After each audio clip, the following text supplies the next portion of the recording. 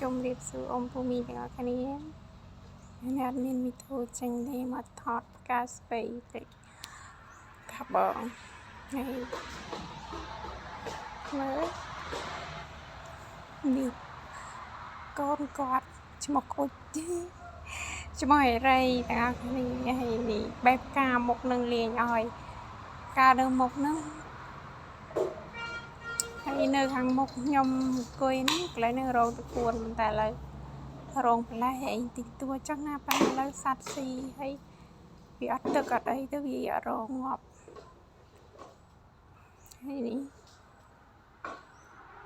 ស្តាយណាមីងសัตว์ស៊ីគ្នាឡើងរិចលឹកអស់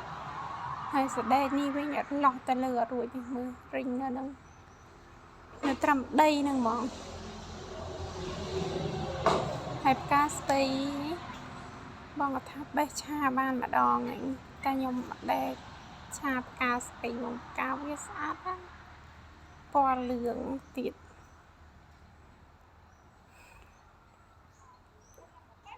នេះស្ដេកតែសតតែអាចៃចាក់ទឹក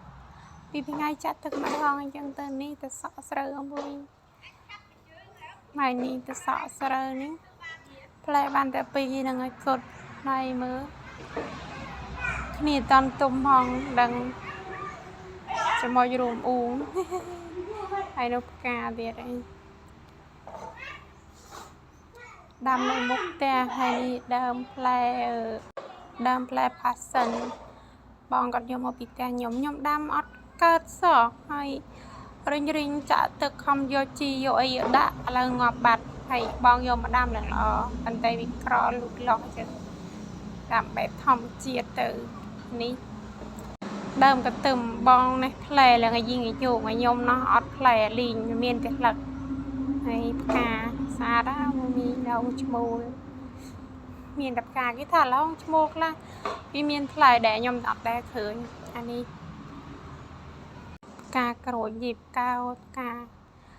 អពេលដល់ខែក្តៅខ្លាចតែរុះផ្កាអត់មានផ្លែឥឡូវកាត់មកថ្ងៃងាយចឹងធ្វើអីហូបទីបុក7ធ្វើទឹកជ្រលក់7មកទុក7ខ្ចីម្ដងអាំងសាច់មកកាក់ប៉ណ្ណឹងមកគោលមន់ប្រឡាក់គ្រឿងអស់មីង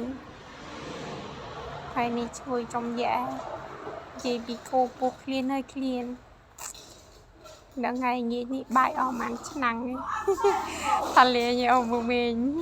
ខ្ញុំហូបអត់សូវច្រើនទេអស់មីងមកវែកអីមកចានដួសស្ដើងអីនឹងប៉ុណ្ណឹងខ្ញុំ